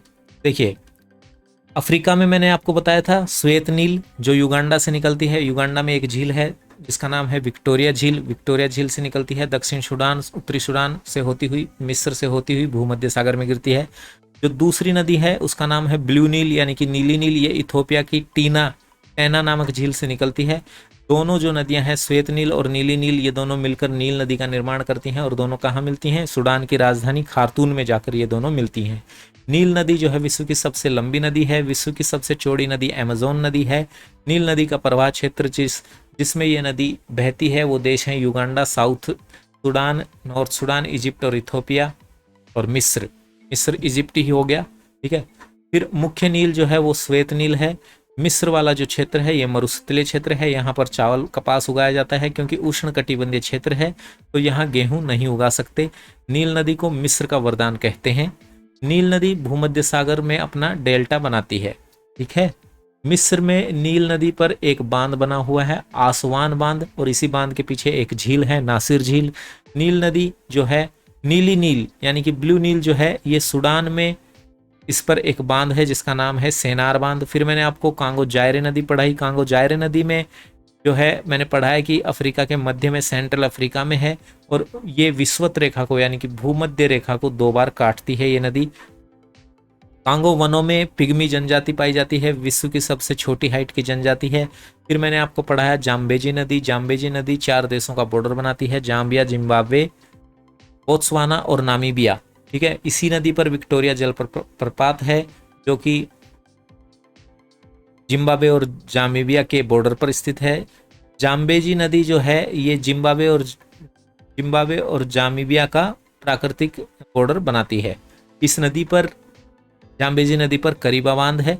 और फिर अगली नदी मैंने आपको पढ़ाई ऑरेंज नदी जो कि दक्षिण अफ्रीका और नामीबिया का बॉर्डर बनाती है। फिर मैंने लिम्पोपो नदी पढ़ाई और मैंने बताया कि लिम्पोपो नदी मकर रेखा को 2 बार कट करती है। उसके बाद नाइजर नदी पढ़ाई जिसको पाम ऑयल रिवर के नाम से जाना जाता है। उसके बाद मैंने आपको अफ्रीका के अंदर वोल्टा नदी पढ़ाई। वोल्टा नदी पर वोल्टा झील भी है जो कि अफ्रीका की सबसे बड़ी कृत्रिम झील है। फिर हम यूरोप महाद्वीप में आए। यूरोप महाद्वीप में मैंने आपको बताया कि यूरोप को एशिया से अलग करती है जो पर्वत श्रृंखला वो है कार्किस और यूराल पर्वत श्रेणी। ठीक है, एशिया से अलग करती है यूरोप को। और फिर मैंने आपको 4 नदियां बताई थी, डॉन, नीपर, यूराल नदी तथा वोल्गा नदी। और डॉन और नीपर जो है ये काला सागर या अजोव सी, ओके, काला सागर से जस्ट ऊपर है, एक छोटा सा सागर है अजोव नाम से, और ये काला सागर से जुड़ा हुआ है। तो एग्जैक्टली तो ये अजोव सी में गिरती हैं, डॉन नदी और नीपर नदी। लेकिन अजोव अगर ऑप्शन में ना हो तो ब्लैक सी कर सकते हैं। ब्लैक सी में मिलती हैं नीपर और डॉन। ठीक है, ब्लैक सी में मिलती हैं यूराल नदी तथा वोल्गा नदी जो है यूरोप की, ये कैस्पियन सागर में गिरती हैं। और यूरोप महाद्वीप की सबसे लंबी नदी मैंने आपको बताई वोल्गा नदी है।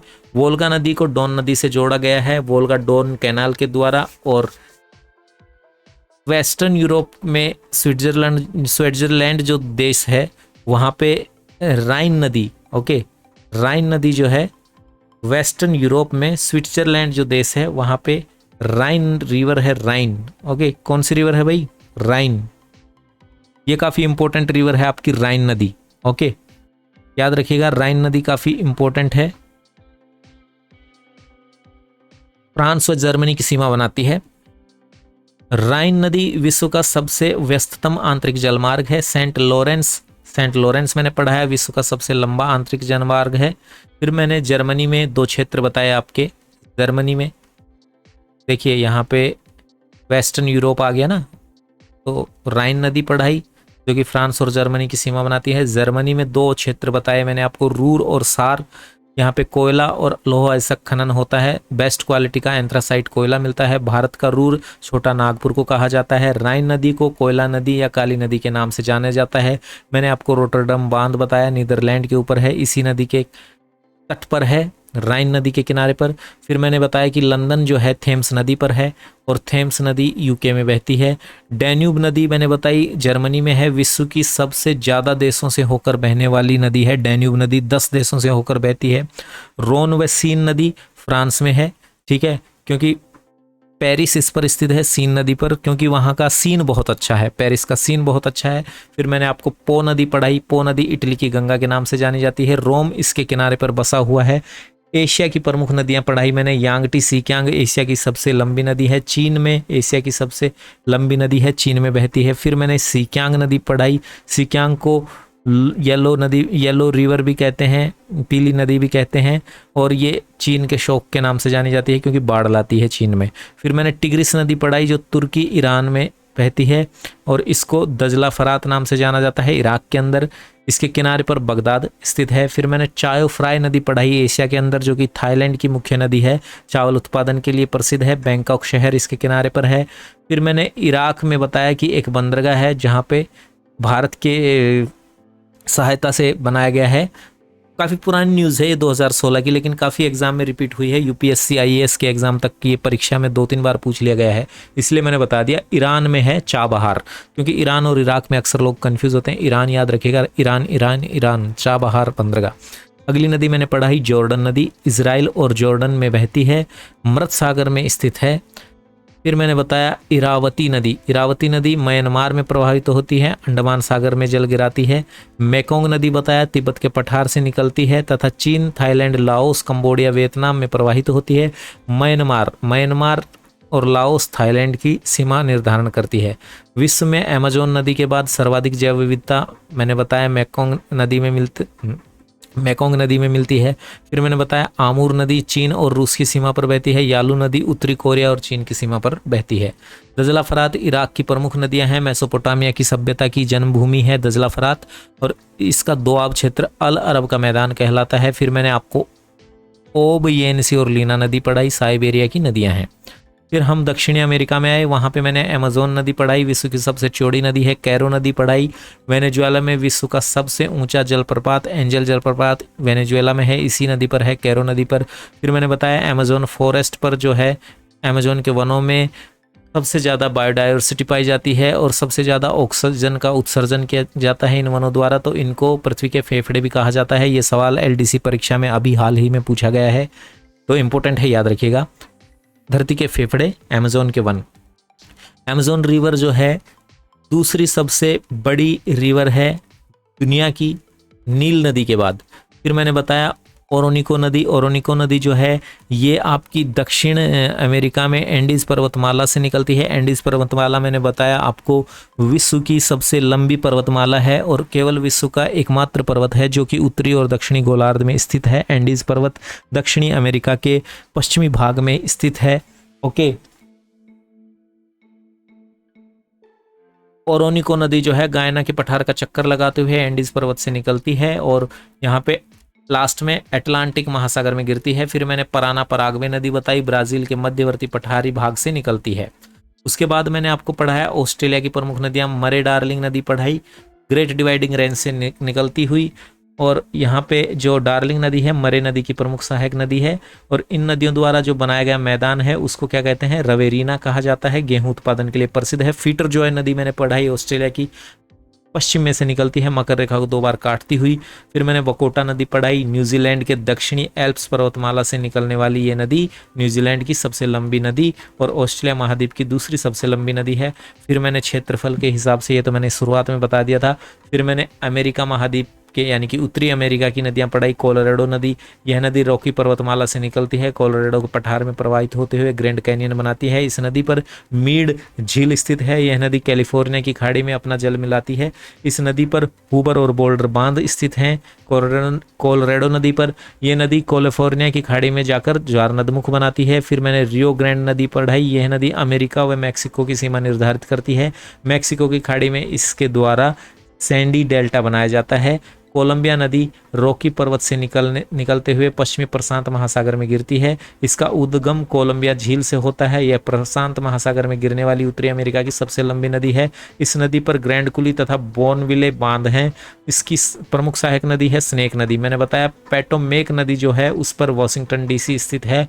सेंट लॉरेंस नदी पढ़ाई, कनाडा और USA की सीमा बनाती है और ओंटारियो झील से निकलती है, अटलांटिक महासागर में गिरती है। विश्व का सबसे लंबा आंतरिक जलमार्ग है सेंट लॉरेंस नदी जो है अमेरिका की वृहद झीलों को अंध महासागर से जोड़ने का कार्य करती है।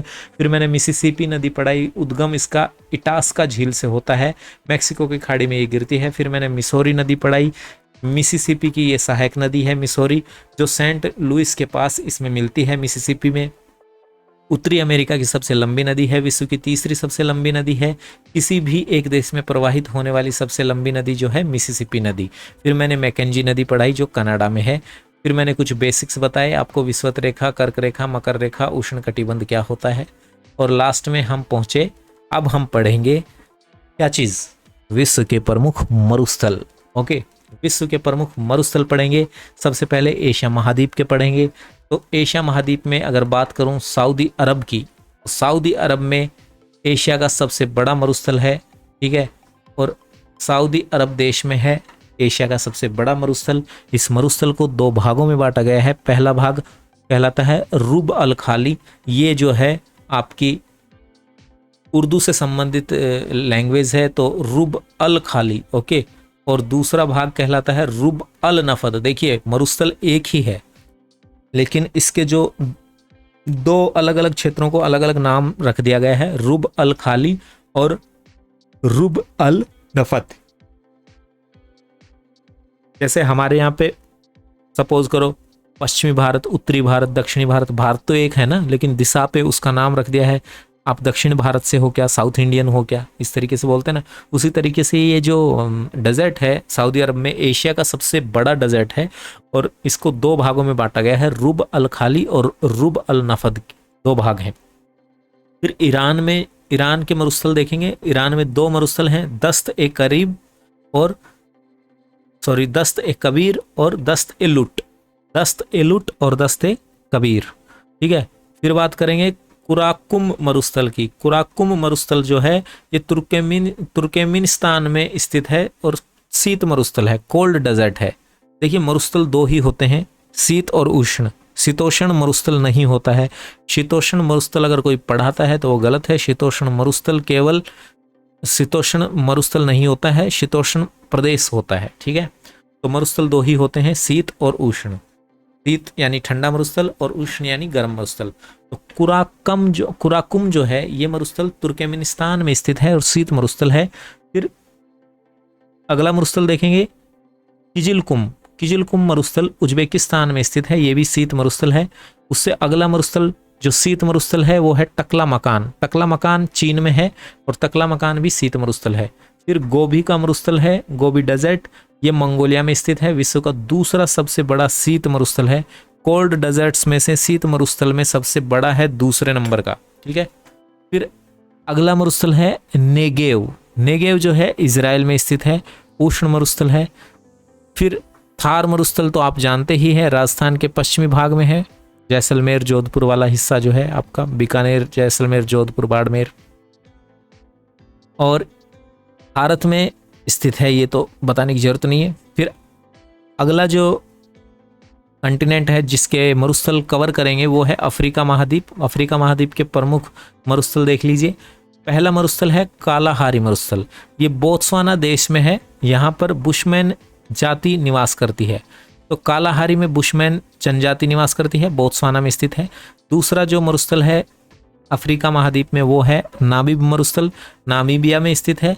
तीसरा मरुस्थल है आपका सहारा मरुस्थल, ये भी अफ्रीका में उत्तरी भाग में स्थित है और विश्व का सबसे बड़ा गर्म मरुस्थल है सहारा मरुस्थल। सहारा मरुस्थल जो है वो उष्ण मरुस्थल है, शीत नहीं है, और सबसे बड़ा मरुस्थल है विश्व का। 11 देशों में इसका विस्तार है सहारा मरुस्थल का। सबसे कम जनसंख्या घनत्व वाला मरुस्थल है ये विश्व का, सबसे कम लोग यहाँ पे निवास करते हैं सहारा मरुस्थल में विश्व की बात की जाए तो। और अल अजीजिया दुनिया का सबसे गर्म स्थान इसी मरुस्थल में स्थित है, अल अजीजिया, ओके। फिर बात करेंगे नूबियन मरुस्थल की। नूबियन मरुस्थल जो है ये उत्तरी सूडान यानी कि नॉर्थ सूडान में है, नॉर्थ सूडान के पूर्वी भाग में, ईस्टर्न पार्ट में है नूबियन डेजर्ट। अब पढ़ेंगे दक्षिणी अमेरिका के प्रमुख मरुस्थल। तो दक्षिणी अमेरिका में आटाकामा मरुस्थल है जो चिली में स्थित है, विश्व का सबसे शुष्क मरुस्थल, ठंडा मरुस्थल है और सबसे शुष्क है, आर्द्रता बहुत कम होती है यहाँ पे। ऐसा माना जाता है कि 5 साल में 5 सेंटीमीटर से भी कम वर्षा होती है, बहुत कम वर्षा होती है यहाँ पे। तो विश्व का सबसे शुष्क मरुस्थल है आपका कौन सा, आटाकामा डेजर्ट जो कि चिली में है। यहाँ पर विश्व की न्यूनतम वर्षा प्राप्त करने वाला स्थान अरिका जो स्थान है विश्व की सबसे कम वर्षा प्राप्त करने वाला स्थान यहीं पर है और यहाँ पर सल्फर नाइट्रेट के भंडार पाए जाते हैं।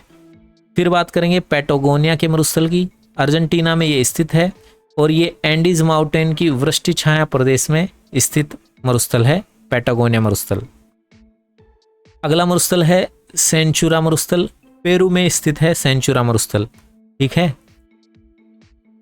पेरू में स्थित है सेंचुरा मरुस्थल। मैंने आपको बताया मरुस्थल दो ही होते हैं, उष्ण होगा या शीत होगा, शीतोष्ण मरुस्थल नहीं होता है। फिर अगला मरुस्थल है पेंटागोनिया का मरुस्थल, ये पढ़ लिया है हमने। विश्व का सबसे शीत अर्जेंटीना में स्थित है।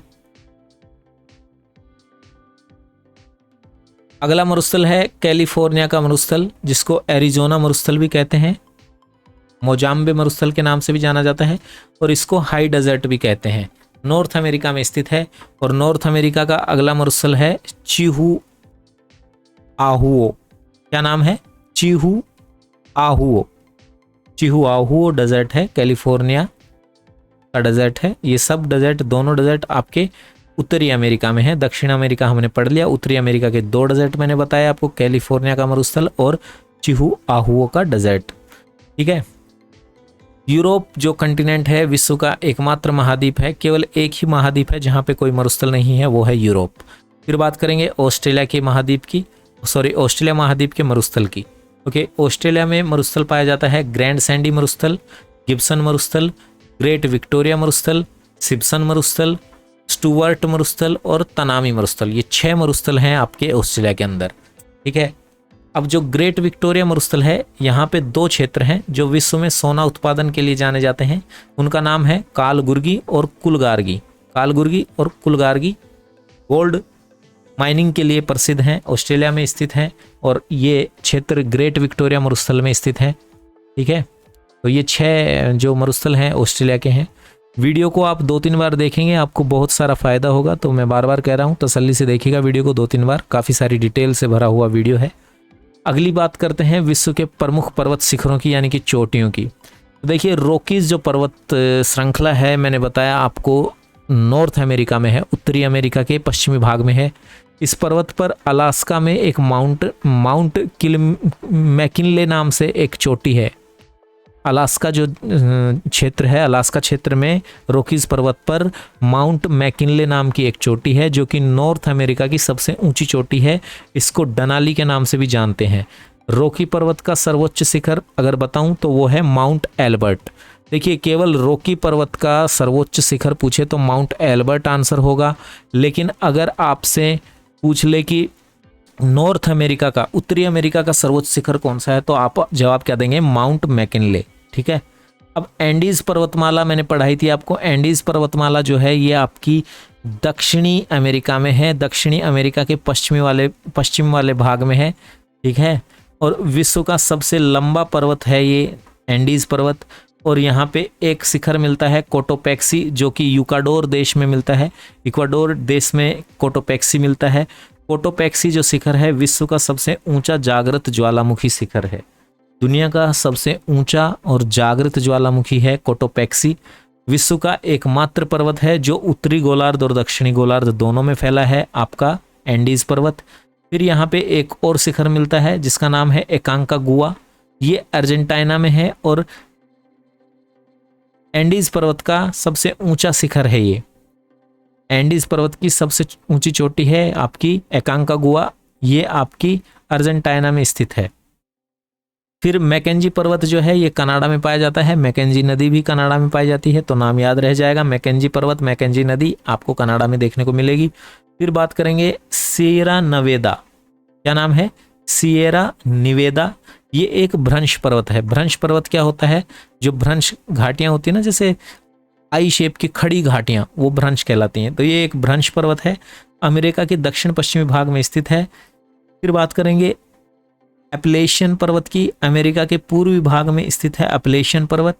और यहाँ पे एक प्राचीन वलित पर्वत है, ये अरावली के जैसा ये एक प्राचीन वलित पर्वत है। और इसका सर्वोच्च शिखर माउंट मिसेल है। एपलेशियन पर्वत का जो सबसे ऊंचा शिखर है वो क्या है? Mount Mitchell. ठीक है। एटलस पर्वत जो है नवीन वलित पर्वत है अफ्रीका के अंदर। ठीक है, याद हो जाएगा। अफ्रीका के पर्वत पढ़ा रहा हूं। एटलस पर्वत है नवीन वलित पर्वत है अफ्रीका के अंदर। थोड़ा सा मैप दिखाने की कोशिश करता हूं, शायद चीजें क्लियर हो पाए। चलिए पूरा पढ़ लेते हैं, फिर मैप देखेंगे हम। ठीक है। Mount Kilimanjaro. Mount Kilimanjaro Africa के तंजानिया जगह पर है। तंजानिया नामक वहाँ पे देश है अफ्रीका में, उसमें ये है आपका माउंट किलिमंजारो। ये एक डेड ज्वालामुखी है, मृत ज्वालामुखी पर्वत है। फिर बात करेंगे डेकन्सबर्ग की। डेकन्सबर्ग जो है दक्षिण अफ्रीका में है। अरावली जैसा एक अवशिष्ट पर्वत है। ठीक है, अरावली की जैसा एक अवशिष्ट पर्वत है डेकन्सबर्ग। फिर अगला पर्वत है जो कि कैस्पियन सागर और काला सागर, ब्लैक सागर और कैस्पियन, ब्लैक सागर जो ब्लैक सी और कैस्पियन सी जो है उनके बीच में है एक पर्वत जिसको कहते हैं कोकेशिया पर्वत। क्या कहते हैं? कोकेशियन पर्वत। और ये जो कोकेशियस पर्वत है इसका जो सर्वोच्च शिखर है, सबसे ऊंची चोटी है, वो है mount Elbrus. Okay, mount Elbrus. और ये देखिए ब्रुश है लास्ट में, एलब्रुश, माउंट एलब्रुश। यूरोप तथा कोकेशियन दोनों का सर्वोच्च शिखर है ये, यूरोप का भी और कोकेशिया का भी, दोनों का सर्वोच्च शिखर है माउंट एलब्रुश। लेकिन एक और नाम आता है माउंट एलब्रज। ओके, एलब्रुज आएगा, यहाँ पे ब्रज लिख दिया, ब्रुज आएगा ये।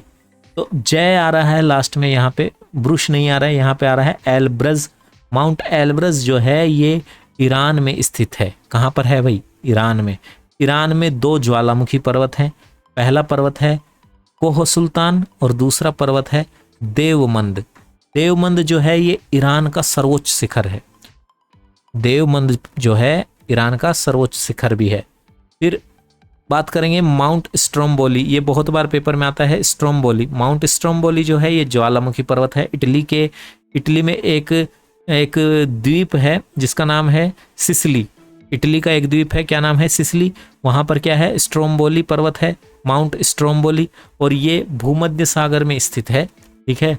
और इसे भूमध्य सागर का प्रकाश स्तंभ भी कहते हैं, क्योंकि इसमें क्या होता है बताओ, क्यों कहते हैं इसको भूमध्य सागर का प्रकाश स्तंभ? अब आप इसको याद रखेंगे हमेशा, देखिए आप भूल नहीं पाएंगे। देखिए कैसे, मैं बताता हूँ। इटली के सिलिसियस आइलैंड जो महाद्वीप है, सिसिली महाद्वीप के अंदर स्ट्रोम्बोली ज्वालामुखी पर्वत है।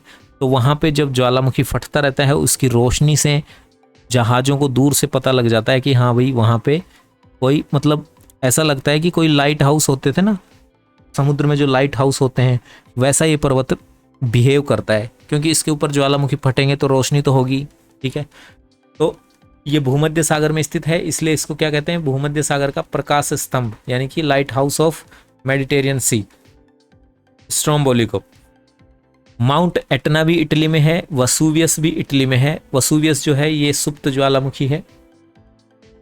फिर बात करेंगे कैमरून पर्वत की। अफ्रीका के पश्चिमी तट पर स्थित है भाई, अफ्रीका में है कैमरून।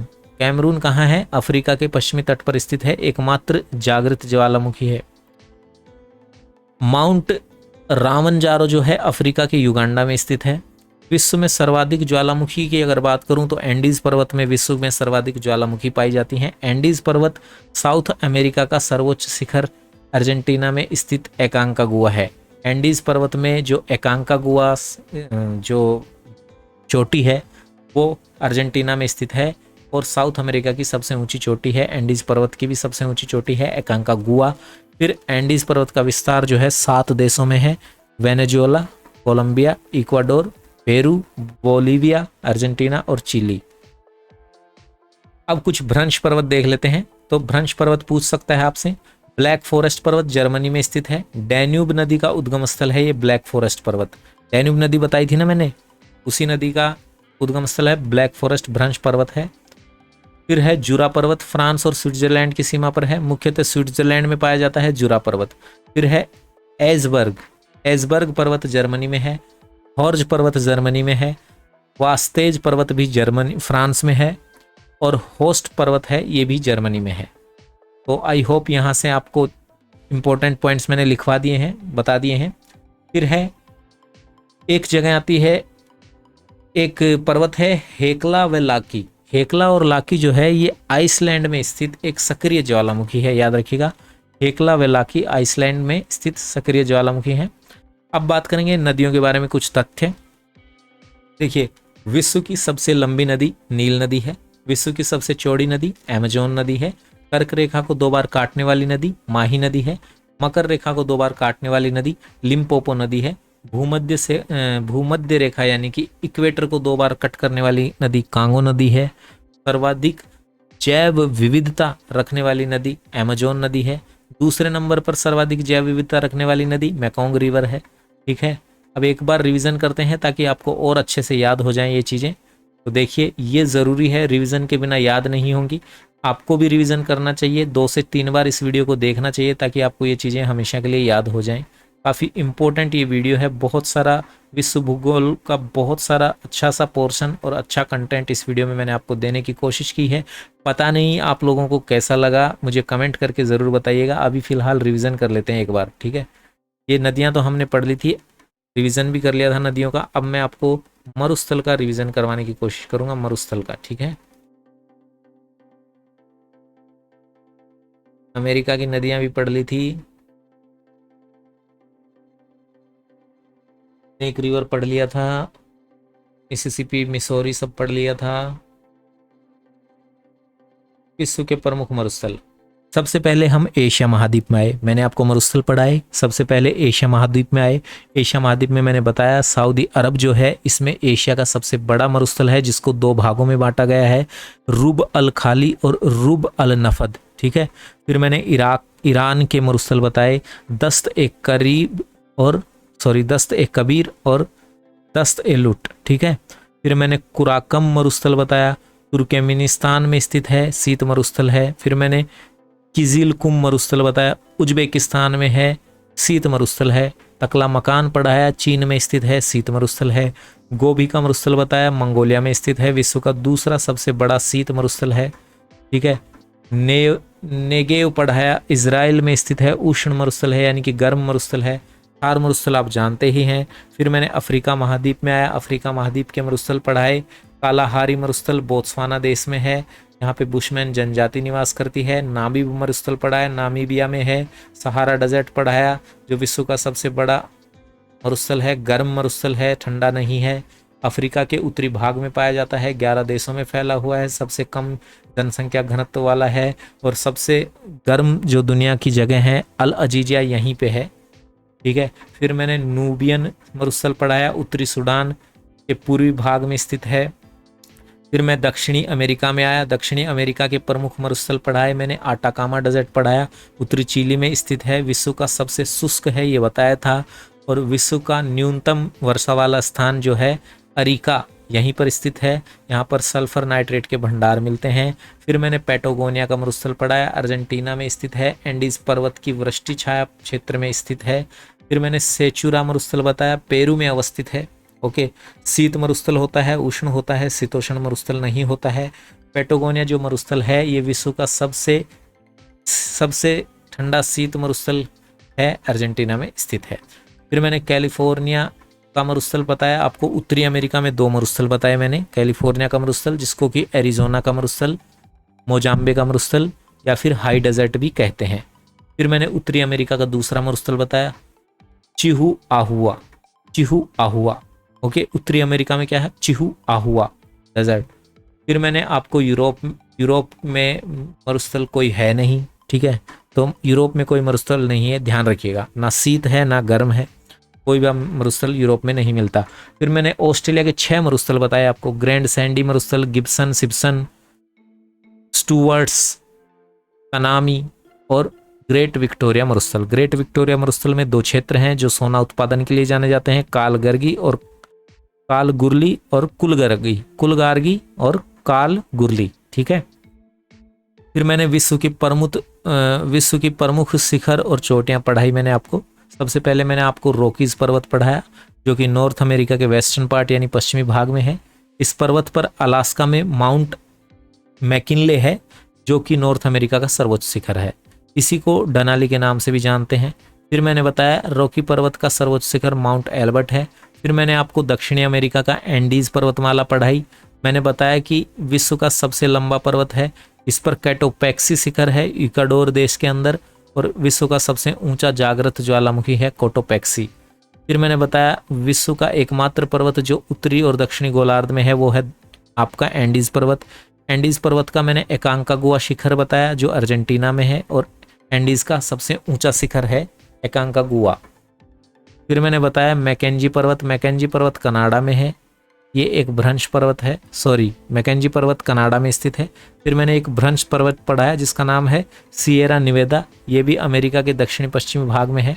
फिर मैंने अपलेशियन पर्वत पढ़ाया, अमेरिका के पूर्वी भाग में है और एक प्राचीन वलित पर्वत है, इसका सर्वोच्च शिखर माउंट मिसेल कहलाता है। फिर मैंने आपको अफ्रीका के एटलस पर्वत के बारे में बताया कि नवीन और वलित पर्वत है, अफ्रीका में स्थित है। मैंने अफ्रीका का माउंट किलिमंजारो पढ़ाया, अफ्रीका के तंजानिया में स्थित है, मृत ज्वालामुखी पर्वत है। फिर मैंने अफ्रीका का डेकन्सबर्ग पढ़ाया, अफ्रीका में स्थित है, अरावली जैसा एक अवशिष्ट पर्वत है।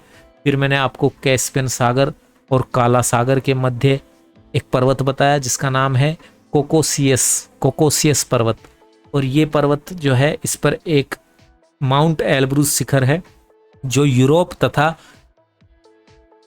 कोकोसियस पर्वत दोनों का सबसे ऊंचा शिखर है, माउंट एल्ब्रूज। ओके, फिर मैंने आपको माउंट एल्ब्रज बताया, एल्ब्रूज बताया, ये ब्रूज है, ब्रज नहीं है। माउंट एल्ब्रूज ईरान में स्थित है। फिर मैंने आपको ईरान में ज्वालामुखी पर्वत बताए दो, एक का नाम था कोह सुल्तान और दूसरे का देवमंद जो है ईरान का सर्वोच्च शिखर है। फिर मैंने माउंट स्ट्रोम्बोली बताया, इटली में है, इटली के सिसिली द्वीप पर है और इसको भूमध्य सागर का प्रकाश स्तंभ कहते हैं। फिर मैंने आपको माउंट एटना बताया, इटली में है। फिर मैंने कैमरून बताया, कैमरून अफ्रीका में है, पश्चिमी तट पर है अफ्रीका के, और एकमात्र जागृत ज्वालामुखी है अफ्रीका का। फिर है माउंट रामंजारो जो अफ्रीका के युगांडा देश में है। फिर मैंने बताया विश्व में सर्वाधिक ज्वालामुखी जो हैं वो आपको एंडीज पर्वतमाला पर मिलेंगे। एंडीज पर्वतमाला साउथ अमेरिका का सर्वोच्च शिखर अर्जेंटीना में स्थित है जिसका नाम है एकांकागुआ।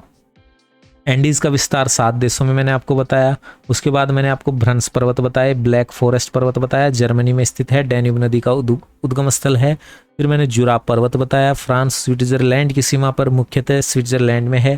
फिर लास्ट में मैंने बताया आपको एजबर्ग, हार्ज और होट्स, ये तीनों, होस्ट, एजबर्ग और हार्ज, ये तीनों जर्मनी में है।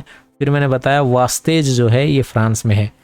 फिर मैंने आपको बताया हेकला व लाकी, ये आइसलैंड में स्थित हैं और सक्रिय ज्वालामुखी हैं, हेकला व लाकी। फिर मैंने नदियों के बारे में कुछ तथ्य बताए आपको अंत में। विश्व की सबसे लंबी नदी नील नदी है। विश्व का सबसे चौड़ी नदी जो है अमेजोन नदी है। कर्क रेखा को 2 बार काटती है माही नदी। मकर रेखा को 2 बार लिम्पोपो। भूमध्य सागर रेखा को 2 बार कट करती है कांगो जायरे। और सर्वाधिक जैव विविधता अमेजोन में है। विश्व में 2 नंबर पे सर्वाधिक जैव विविधता आपको मेकोंग नदी में मिलेगी जो एशिया में है, थाईलैंड वाले एरिया में बहती है। तो अब मैप देखने की कोशिश करते हैं और कोशिश करते हैं कि मैप में हमें चीज़ें दिख जाएं जो हमने पढ़ी हैं। देखिए यहाँ पे यूएसए की नदियाँ दिखाता हूँ आपको। यूएसए की नदियाँ अगर आप देखोगे तो मैंने आपको बताई थी मिसिसिपी, ये रही मिसिसिपी, ठीक है, मिसिसिपी दिख गई आपको। मैंने आपको बताया था लेक ओंटारियो, ये रही लेक ओंटारियो, दिख गई। तो ये तो अमेरिका की बात हुई। और मैप दिखाता हूँ आपको एशिया का मैप, ये मैंने बता ही दिया आपको, ठीक है।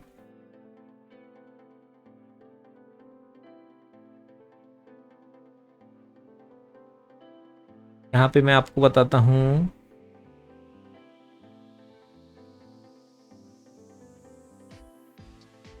यूरोप की माउंटेन रेंज। देखिए यूरोप की माउंटेन रेंज क्या है, ये देखिए एल्प्स पर्वतमाला है यूरोप में, ठीक है।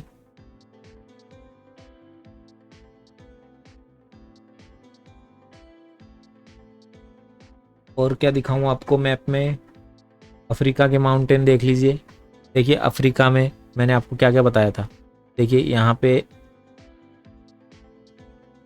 माउंट किलिमंजारो ये रहा, ठीक है, ये रहा माउंट किलिमंजारो, ठीक है, बताया था माउंट किलिमंजारो।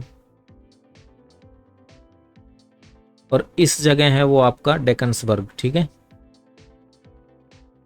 जोहानसबर्ग है ना, इसके नीचे डेकन्सबर्ग मिलेगा आपको।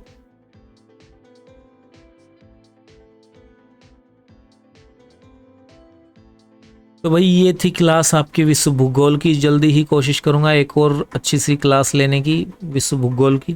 तो ज़रूर बताइएगा कैसा लगा आपको ये वीडियो कमेंट करके।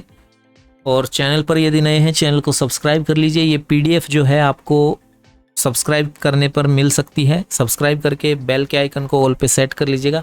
और पीडीएफ प्राप्त करने के लिए जो है इस वीडियो की डिस्क्रिप्शन में आप हमारे टेलीग्राम ग्रुप का लिंक देखिए, टेलीग्राम ग्रुप को ज्वाइन कीजिए।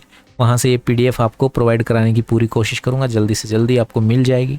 ओके, चलिए अगले वीडियो तक आप अपना ख्याल रखिए। मैं मिलता हूँ आपको अगले वीडियो में, तब तक के लिए जय हिंद, टाटा, बाय बाय, शब बखैर।